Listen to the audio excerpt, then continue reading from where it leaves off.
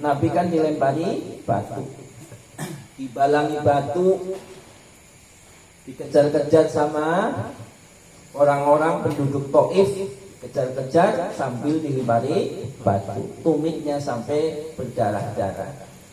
Nabi nggak marah karena itu kaitannya dengan diri sendiri.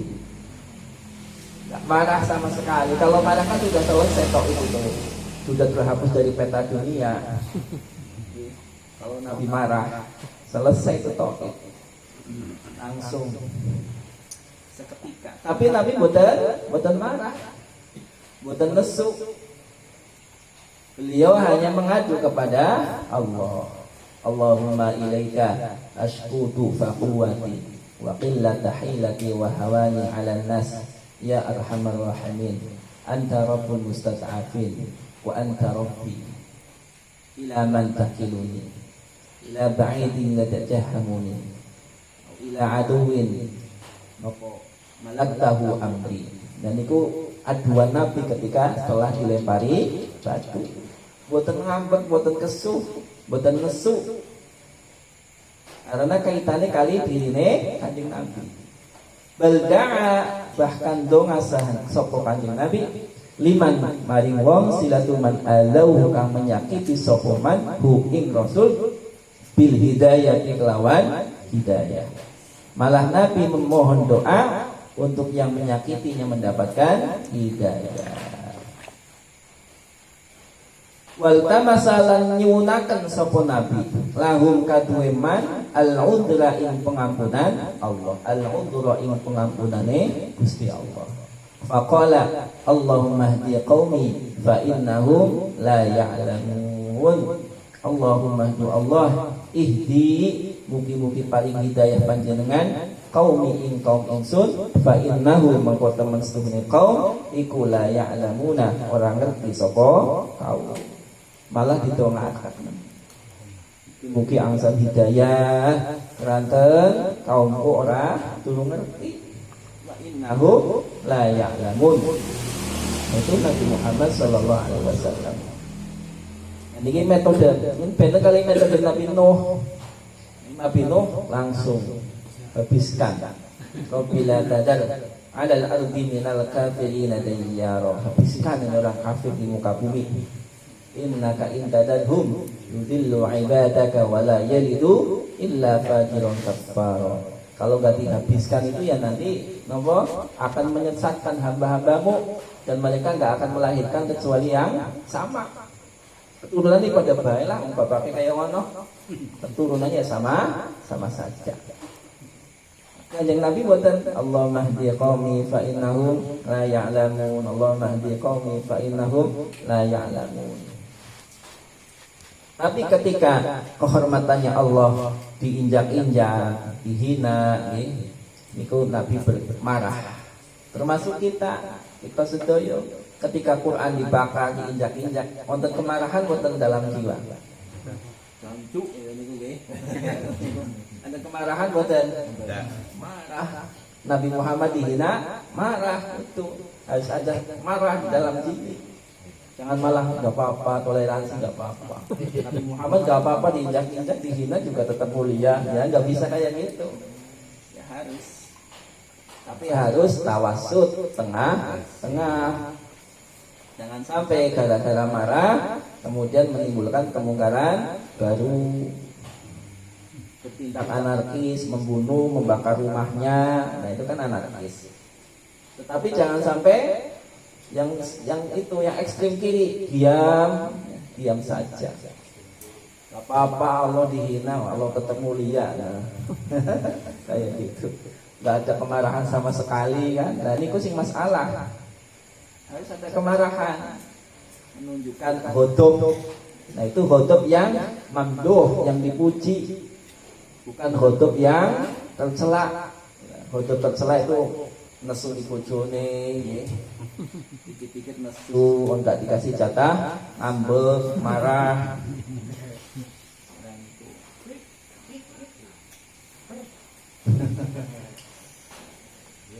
Karo konsone gampang nesu, gampang kesuh, dan itu sing tercela. Keras. Ada khotab yang terpuji ketika hurumatullah niku diinjak-injak, dihina, Quran dihina, Nabi dihina. Nah, niku harus muncul khotab rasa marah, rasa mesuk. Wa kadzalika sifatul kibri. Wa kadzalika lan iku kaya mengkonolah. Khotab sifatul kibri utawi sifat sombong. Fahia mongko utawi sifatul kibri iku madmumatun tercela. Sifat sombong itu tercela, jelek. Hina yatakabbarul muslim ala ikhwatihi. Hina yatakabbaru ketika takabbur sapa man sapa al muslimu muslim ala ikhwatihi ing atase sedulur-sedulure muslim al muslimina kang muslim. Sifat kibrun, takabur, sombong, merasa lebih apik, merasa lebih baik, itu tercela ketika dia sombong di hadapan sesama muslim, merasa paling baik. Nah, ini niru iblis, ya. Orang sombong niku niru iblis. Qala ana khairum min, saya lebih baik dari dia. Amma hina yatakabbaru, anapun ketika takabbur sapa wong alal mutakabbirina ing atase wong-wong sing takabbur al kafirina kang kafir fatusbihu mongko dadi apa hadi sifatu iki sifat iku mahmudatan terpuji. Tapi kalau kita takabur di hadapan orang-orang kafir atau orang-orang yang sama juga takabur, niku menjadi akhlak yang terpuji. Sama ketika misalkan seseorang polisi ini ketika berhadapan dengan penjahat ya kudu takabur, sombong, menampakkan gagahnya, jangan malah tawadu. Tangkap penjahat tawadu ya gagal, itu gagah, tampakkan kegagahan, sampai anak cemen ya. Menampakkan rasa wibawa, termasuk ketika perang. Ketika perang kan harus kelihatan gagah. Termasuk perang kan laki-laki yang sudah beruban disuruh disemir hitam biar kelihatan, oh masih muda nih lawan saya ini. Masih gagah, saya takut. Kalau masih putih kan ya lawannya cemen, sudah pada tua-tua. Gitu. Makanya kalau perang kan suruh disemir hitam. Kalau nggak perang ya nggak usah. Kalau perang kelihatan masih muda, gagah. Itu apa ya udah.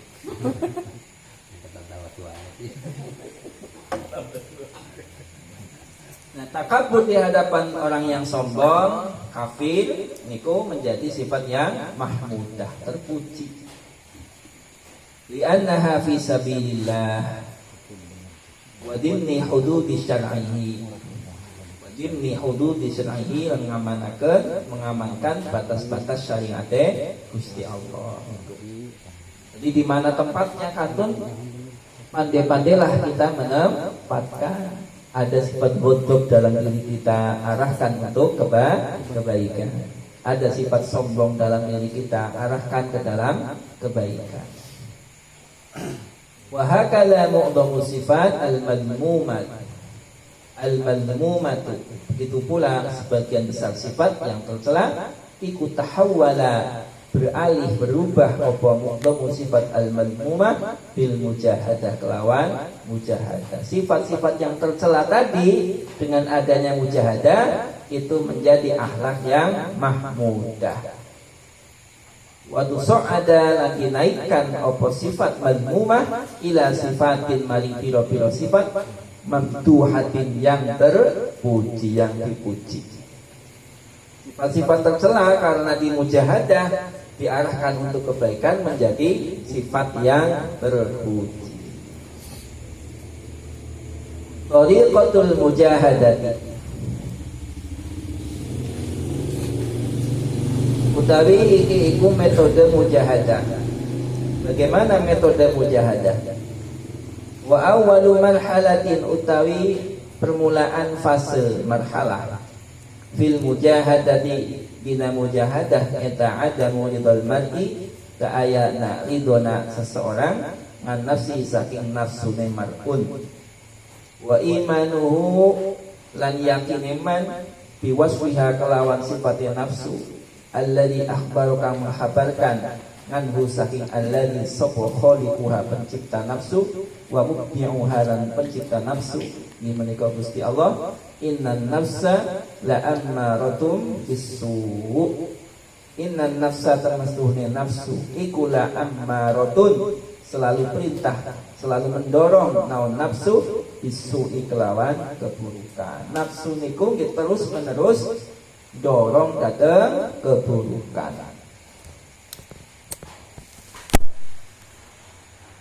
wa ilmu lan ngerti man annan nafsa teman setuhune nafsu iku akbaru qati'in penghalang terbesar anillahi ta'ala yang bisa memutus hubungan kita dengan Allah apa? Nafsu. Hama annaha a'zamu musilin ilaihi. Tetapi nafsu juga menjadi faktor terpenting kita bisa mencapai Allah. Tergantung bagaimana memanagenya. Maka perlu mujahadah. Tahap awal ini kita harus tahu bahwasanya nafsu itu punya potensi munjiat, punya potensi muhlikat. Cara bahasanya Imam Ghazali. Bisa punya potensi munjiat, menyelamatkan, bisa potensi muhlikat, merusak. Nafsu. Di tahap awal mujahadah. Tahap awal mujahadah. Sinten yang sinten pengen mujahadah, tahap awal harus tahu bahwasanya nafsu itu ammaratum bisu. Perintah selalu dorong terus menerus gak henti-hentinya untuk melakukan keburukan. Dan kita harus tahu bahwasanya nafsu itu adalah akbaru qati', pemutus hubungan paling besar dengan Allah. Yang membuat kita jauh dengan Allah apa? Nafsu. Nah, ada 4 hal sing bisa membuat kita itu jauh dengan Allah, terputus hubungannya dengan Allah, penghalang. Pertama apa? Nafsu. Yang kedua, dunia. Yang ketiga, setan. Yang keempat, makhluk. Ini penghalang. Pertama apa? Nafsu. Kedua, dunia. Ketiga, setan. Keempat, makhluk. Itu yang bisa menjadi penghalang kita kepada Allah, penghalang usul kepada Allah. Nafsu, dunia, setan, makhluk. Nafsu, setan, dunia, makhluk. Maka harus diperhatikannya. Begitu pula nafsu niku bisa menjadi faktor terbesar kita untuk bisa sampai kepada Allah. Wadhalika annan nafsa hinama takunu annan nafsa tamastuhune nafsu hinama takunu semangsane ono apa nafsu iku ammarotan perintah-perintah apa nafsu dorong apa nafsu bisu'i kelawan elek iku la tataladzadu ora bisa merasakan lezat apa nafsu illa bil ma'asi kecuali kelawan maksiat. Cirine ammaratu bisu, cirine nafsu sing dorong maring keelekan, dia itu tidak akan merasakan nikmat kecuali dengan maksiat. Nek sudah bisa menikmati maksiat enak nglakoni iki enak ternyata enak. Oh, ini berarti nafsu ammaratu bisu. Wal mukhalafat lan pelanggaran. Ketika seseorang sudah merasa nikmat melakukan maksiat, nikmat melakukan pelanggaran, berarti itu sudah nafsunya ammaratu bisu. Nafsunya sudah yang terus-menerus ngajak kepada keburukan. Tetapi setelah mujahadah, kemudian kita melakukan maksiat itu kok rasanya nggak enak ya. Nah, itu tanda mujahadahnya sukses. Dulu seneng mabok, merasakan nikmatnya mabok, tapi setelah mujahadah jadi nggak enak itu mabok. Judi dulu enak, judi dulu enak sekali, dapat uang cepet ya. Setelah mujahadah merasakan oh nggak nikmat. Karena memang huffat al-jannah bil makari. Kalau kepengen ke surga memang dikelilingi hal-hal yang makari. Orangnya nengi lah. Wengi-wengi kudu tangi, enak-enak tuh nafsu itu kan. Huffatil jannah bil makari. Surga itu dikelilingi dengan makari. Hal-hal yang dibenci. Karena nafsu kita masih ammaratu bisu. Maka ketika melakukan yang mengantarkan kepada surga, kita merasa berat, benci. Wa huffatin nar bisyahawat. Neraka itu dikelilingi dengan syahwat yang mengenakan dalam pandangan nafsu yang masih ammaratu bisu. Tetapi setelah dimujahadah, nafsu diterapi, nanti nafsu berubah menjadi nafsu radiyatan mardiyah. Radiyatan mardiyah, nafsu yang radiyah ridha mardiyah diridhoi. Walakin tetapi ini nafsu ba'da mujahadatiha, dalam sa'usai mujahadatun nafsu wa tazkiyatiha, lan membersihkan nafsu iku tusbihu dadi apa nafsu dadi iku radiyatan mardiyah. Yang tadinya nafsu punya potensi, punya kecenderungan terus-menerus ngajak kepada keburukan, merasa nikmat ketika maksiat, merasa nikmat ketika melanggar, setelah mujahadah nanti merasakan apa? Merasakan nikmatnya ibadah. Itu tandanya nafsunya sudah radiyatan mardiyah. Tidak lagi gembira kecuali dengan ketaatan. Nabi kita pun merasakan nikmat ibadah, nikmat ngopo ngaos, ngaji, ketaatan, tanda nih nafsu niku mulai terkendalikan. Aman pokoknya. Batas aman. Makanya kita dipaksa. Lagi enak-enak mager nggih, males gerak malam-malam. Toleran nggih, mager males gerak.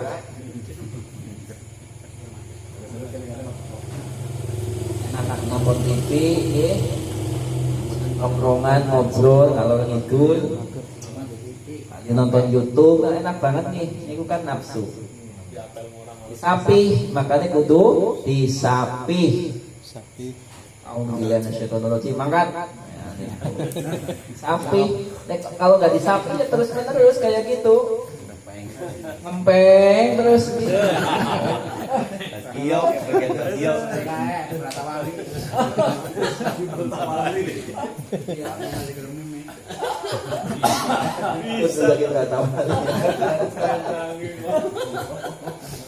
Makanya kudu dipaksa, disapih nafsu itu. Dia nggak terus menerus mengikuti nafsu. Ya kalau ngikuti nafsunya nggak enak, datang malam-malam adem dan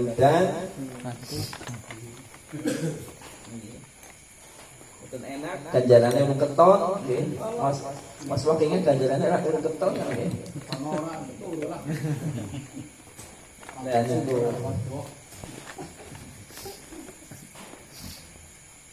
dan itu tandanya nafsunya ammarah. Makanya nafsu niku kedah disapih, harus disapih. Disapih, jangan terus diikuti keinginannya. Wa idza tashafa kalanya menyingkap saha al muslimu muslim uyuba nafsihi ing celah-celahnya nafsu awakem muslim nafsune muslim wa sadaqa lan tulus sapa muslim fi talabi tahdibiha ing dalam nyuprih memperbaiki nafsu. Ketika seseorang sudah ingin memperbaiki nafsunya sendiri, membersihkan lam yu'idda, maka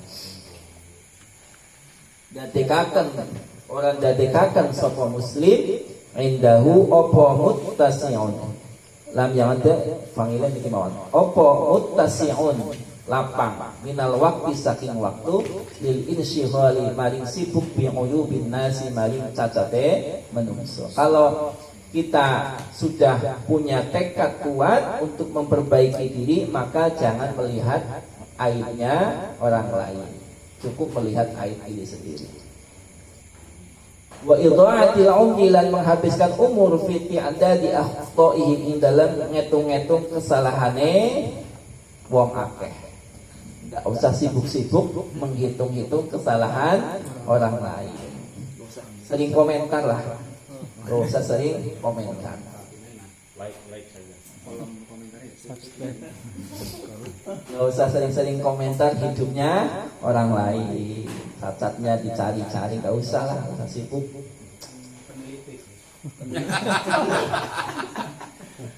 Peneliti sih. Cek-cek itu. Peneliti cek-cek yang dicari kesalahan orang lain. Orang yang ingin memperbaiki nafsu, mujahadatun nafsi niku kedah napa menghindari mencari cacatnya orang lain. Wa idza ra'aita ahadan minan nas qad sarafa waqtahu fi ihsa'i akhta'il akharin ghafilan an uyubi nafsi fa'lam annahu ahmaqu jahilin. Kalau ada orang kok sibuk terus-menerus menghabiskan waktunya untuk mencari kesalahan orang lain, dia lupa dengan cacatnya sendiri, ketahuilah bahwa dia adalah sebodoh-bodohnya orang bodoh. Sebodoh-bodohnya orang bodoh. Ahmak jahil, goblok ya berarti nggih. Asalnya goblok ya. Pekok. Ahmak jahil, pekok. Sibuk nyari cacatnya orang lain, aibnya orang lain, menghabiskan waktu, kemudian dia lupa dengan kekurangan sendiri. Maka ketahuilah bahwa dia adalah sebodoh-bodohnya orang bodoh. Goblok.